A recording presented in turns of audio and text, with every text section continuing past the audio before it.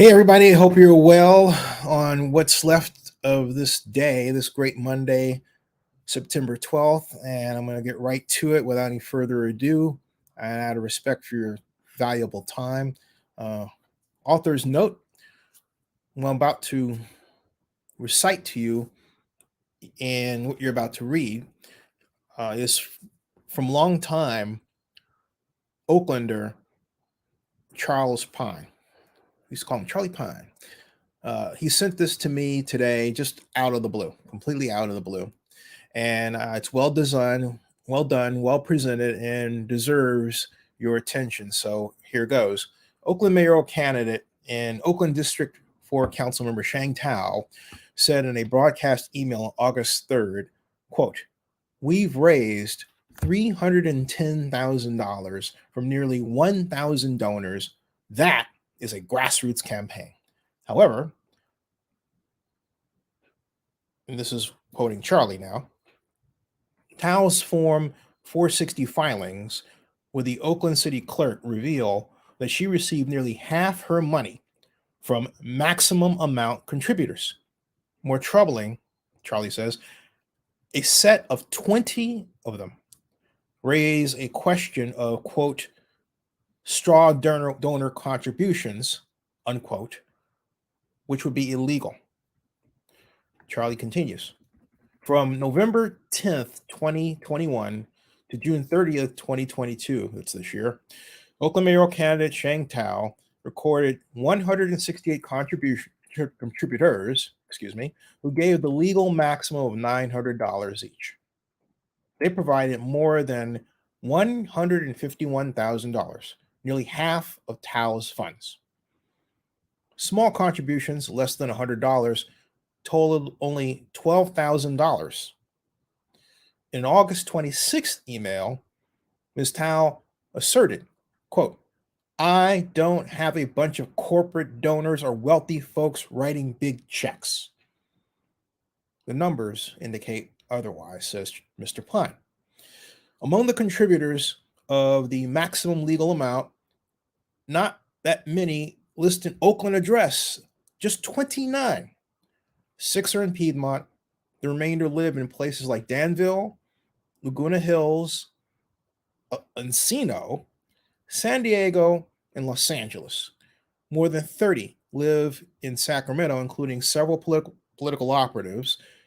A dozen plus live out of state in Phoenix, Arizona, Eagle, Ohio, Idaho, and so on. Pine continues. He writes, "One set of donors is particularly troubling. 20 of the maximum amount contributors bear the Thao surname. 5 live in Minnesota. The other 15 reside in Sacramento, Stockton, and Merced.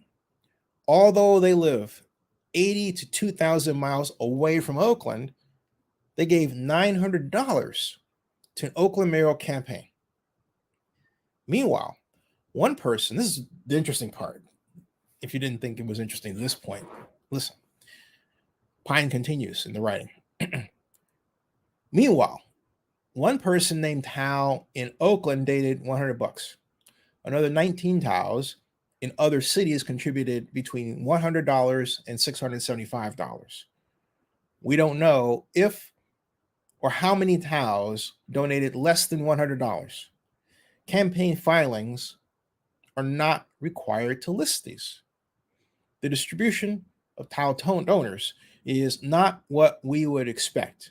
A pyramid with a broad base rising to fewest at the highest donation.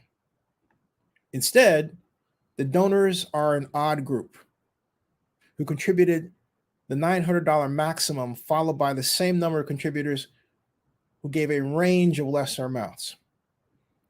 According to a report in Alameda magazine, quote, "Extended members of the vast Thao clan threw a celebration for Sheng Thao in late January of 2019 in Merced that was attended by 500 people from across the country," unquote.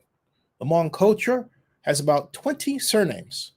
As a percentage, Hmong named Thao are more common than Anglos named Smith, and there is no presumption of a close bond among a large group of them. Interesting. We have a clue, Pine continues, to the Sheng Thao puzzle. Form 460 requires each donor to state his or her occupation. Among the maximum donation contributors named or surnamed Thao are a stocker at Walmart, a daycare provider, a supervisor at a deli, 2 students, a production assembly worker, and a Head Start preschool teacher. These are honorable occupations, but they're not highly paid. Perhaps these struggling good folks really dug deep and gave $900 each. An alternative explanation would be that the Thao campaign split someone's very large contribution into $900 chunks and recorded the money in the names of, quote, straw donors, unquote. The California Fair Political Practices Commission states, failure to disclose the true source of a contribution is a serious violation of the Political Reform Act.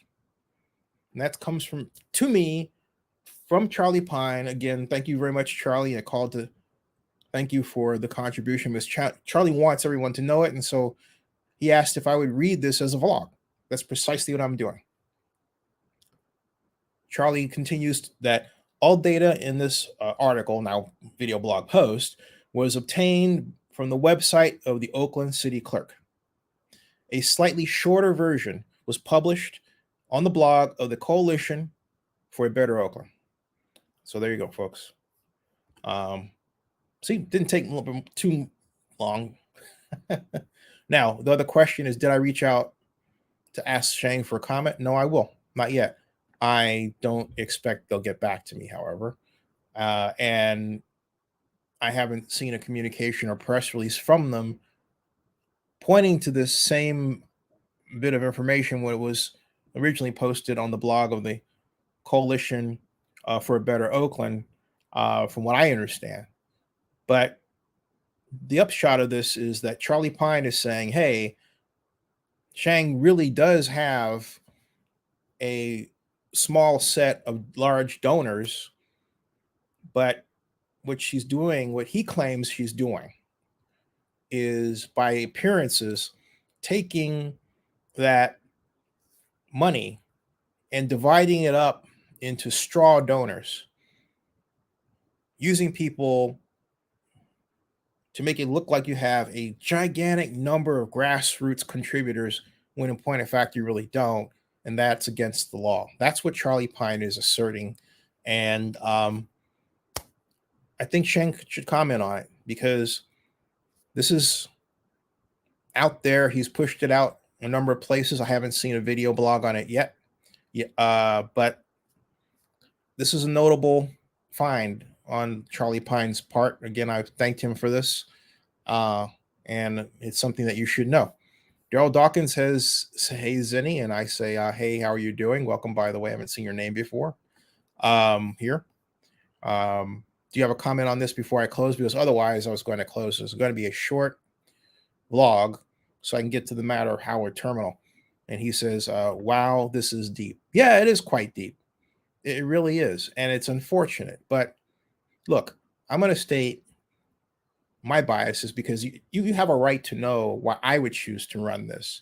And I've talked about how Sheng has treated me this year, wherein she scheduled a meeting with me on February 2nd, which we had on Zoom, because she wanted to learn more about the oh, hey, thanks a lot, Daryl. Appreciate you, man. Much appreciated. Sheng wanted to know about the Enhanced Infrastructure Financing District legislation and tax increment financing, how it worked toward the end of a citywide Enhanced Infrastructure Financing District, right? And I was only too happy to help, but I've so candidly stated that I don't want to be in a position where I'm giving out free information all the time including spreadsheets and work that commonly consultants get paid to do. And, hire me to do it. And for those of you who think there's something wrong with that, I'm going to take you back all the way back to 1994 and a gentleman named John Reside. Now, John Reside was the editor of the East Bay Express. John Reside and I came to know each other. He knew that I had an expertise in something called system dynamics modeling, a modeling paradigm developed by Jay Forrester, MIT professor in 1956, and governed the work, the data that produced the work around which the book Limits to Growth was written, a book that launched the term zero population growth when it was released in 1971 by the Club of Rome, a book that I was given a copy of when I was 16 years old in Chicago and formed the construction of an intellectual gantry in my head that has governed much of my life since then, other than the Bible, of course. So John Reside had this idea that the proposed reduction in salaries at the University of California at Berkeley in the system would cause this dramatic economic downturn in Berkeley. And what he wanted me to do was build a system dynamics model to show that. All right. Now, John doesn't understand system dynamics. And the way that I do system dynamics is I endeavor to develop an actual model institutional behavior of a system, in this instance, a city. So to make a long story short, I built using the offices I was gifted when I was working for the late Chester McGuire, and he was partnered with Hayward council member Bill Lee at the time. And they had their office over at 333 Hagenberger. This is again 1994. So I went over there and I used the modeling software called Stella. Stella is an acronym for for system tests and experiential learning laboratory with animation. Stella, developed by the now late Barry Richmond, rest in peace, great guy, one of the fathers of system dynamics software development. At any rate, I developed a model that consisted of 941 equations and, if memory serves properly, 141 independent variables, a model of the city of Berkeley, but with around it the larger Bay Area economy and demographics. To cut to the chase, this is what I found. In running the model many times, I learned something really interesting, that there was not the actual reduction in economic performance that John thought would occur if you reduced the salaries. And there's a key reason for that points to the fact that I actually accurately represented the Bay Area economy. The vast majority of university employees live outside of Cal. And the only time they would be expected to spend their money would be during lunchtime. And even then, that's not everybody going out, to restaurants, every place. A number of people bring their lunches, right? So that impact was diminished. But get this, I also developed a model of student spending because I had a hunch. I wanted to test what the impact of the giant number of students had that would relate to an impact as a total, the economic performance of the university, because you not just have workers, you have the students too, right? what I found was that the proposed increase in tuition caused a reduction in economic performance. Why? Because students had less money to spend. I thought I had an incredible find.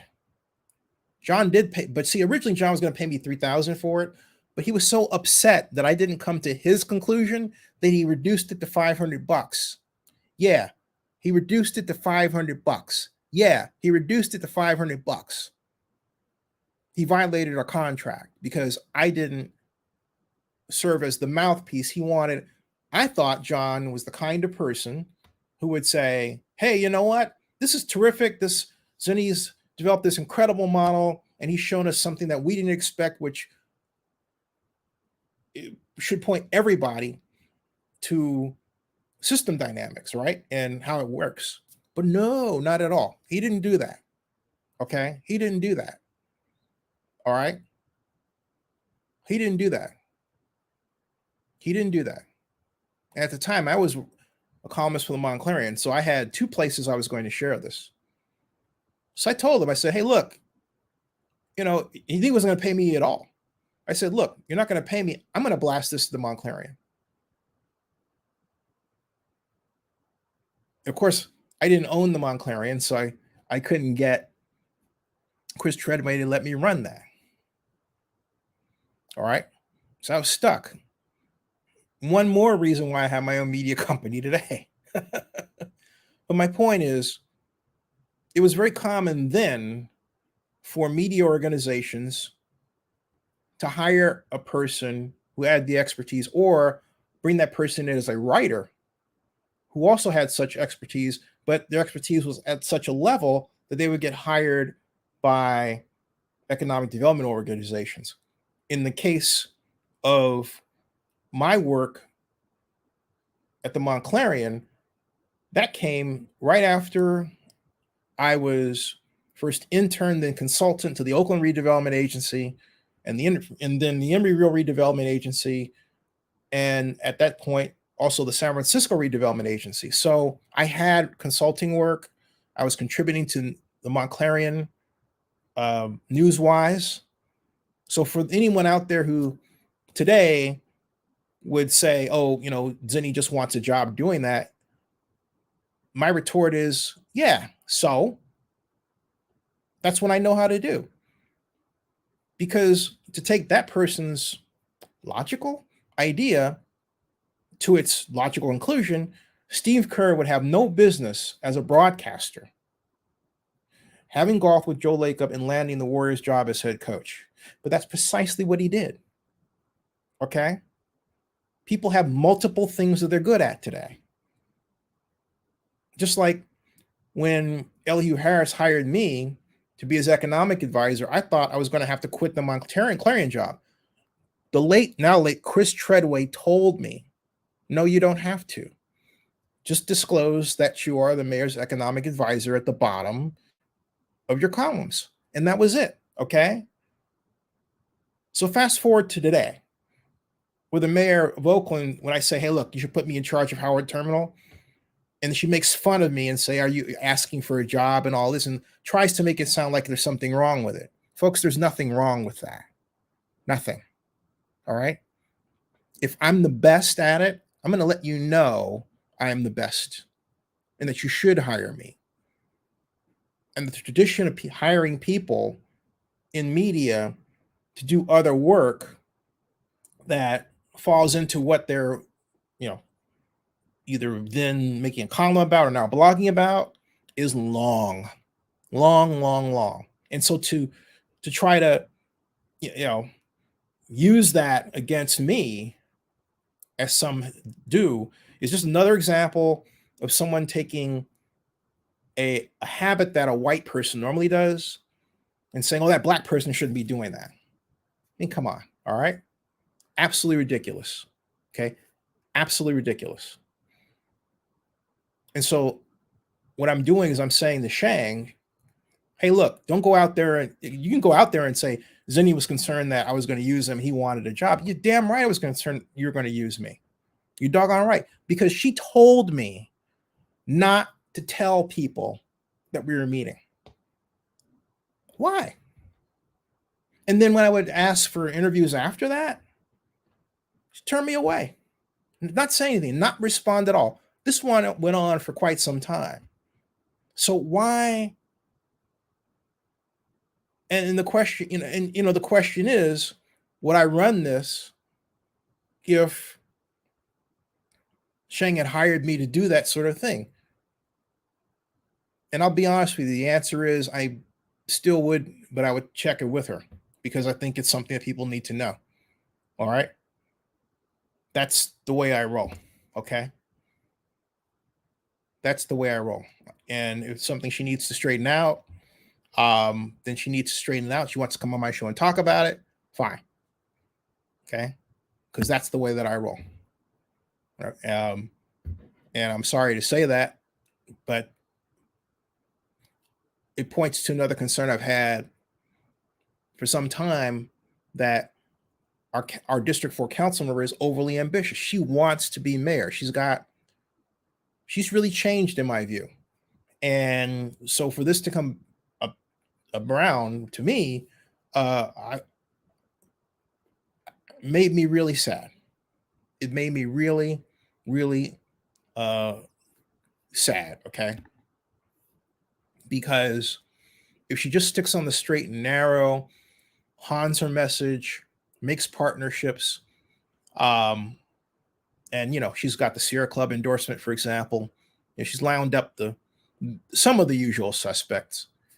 She would do fine, but she's trying a little too hard. It almost reminds me of a movie called Election that starred Reese Witherspoon, and where Reese Witherspoon played this student called Tracy Flick.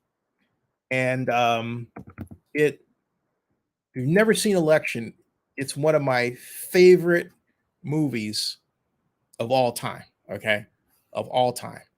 And in that, Tracy Flick was the high school student who would do anything to win. There she is. Anything. Okay. Anything to win. And I watched that movie over and over and over again over the years. I haven't seen it in a while. But she was running for high school president. It says, sign up for us today. And the synopsis for it says, Tracy Flick. There's even a Wikipedia entry about the character. Tracy Flick, film adaptation of Election. Tracy N. Flick is a fictional character. Let's read this. All right, is a fictional character who's the subject of the 1998 novel Election by Tom Perrotta, and portrayed by Reese Witherspoon in the 1999 film of the same name. She is a smart, ambitious high school student whose quest to win a school election is nearly derailed by her teacher. She is the main antagonist in both the book and the film. Witherspoon's performance as Tracy was widely acclaimed by critics and garnered her multiple award nominations, including a Golden Globe nod. The character has since become an icon, as her driven, focused personality and unpopularity among her peers have led to comparisons with many real-life public figures. And so in that, on to describe is that she goes to she assuming she's going to be running unopposed, and that assumption is dashed by two challengers. And so Tracy's frustration for the fact that she's not getting what she wants in terms of this path to election causes her to commit an act of sabotage against one of her challengers' campaign, ripping down his posters right before election day.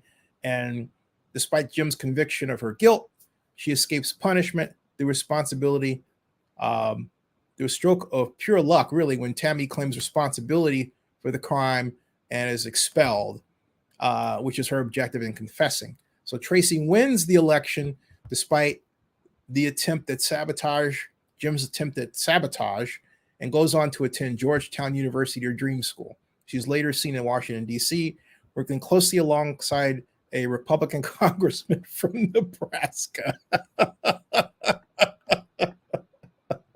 So all this means, hey, Sheng could win, right? I mean, with all of that. But look, there is a saying that you should really, really be careful how you show yourself, the kind of person you show yourself to be. Because the one thing that election left out was something that didn't really exist at the time. It was the impact of social media and the internet. All right. And today we have that. So if this comes to pass, that how Sheng is handling her finances is a political violation, that is a serious blemish that I don't think will derail the campaign, but it won't help it. All right. It won't help it at all. So I hope and I pray that Sheng meets her better angels and gets that North Star that I originally believed when I met her a few years ago. She could obtain, or she already had. I really like Sheng a lot. So the way she's treated me is personally upsetting, because I didn't expect that kind of person when I met her. Okay, I'm just being straight up with you, because it's important what's making me tick. That says, hey, Zinni, what do you think about all this?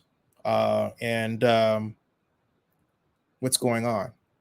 This is different from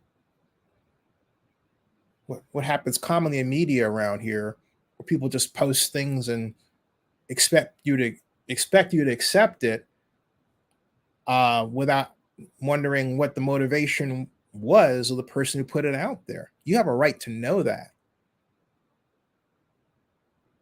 You have a right to know that. There is no such thing as objectivity in news reporting. I repeat, there is no such thing as objectivity in news reporting.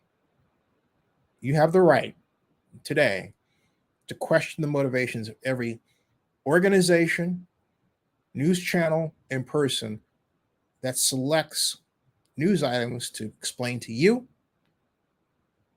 and expects you to engage those news items, talk about them with other people, make comments, listen, and accept them as the gospel. All right? You have a right to know that.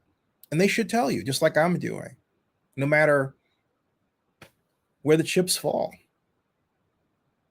Because if your intentions are sound and good, you have no problem stating where you're coming from. And I do.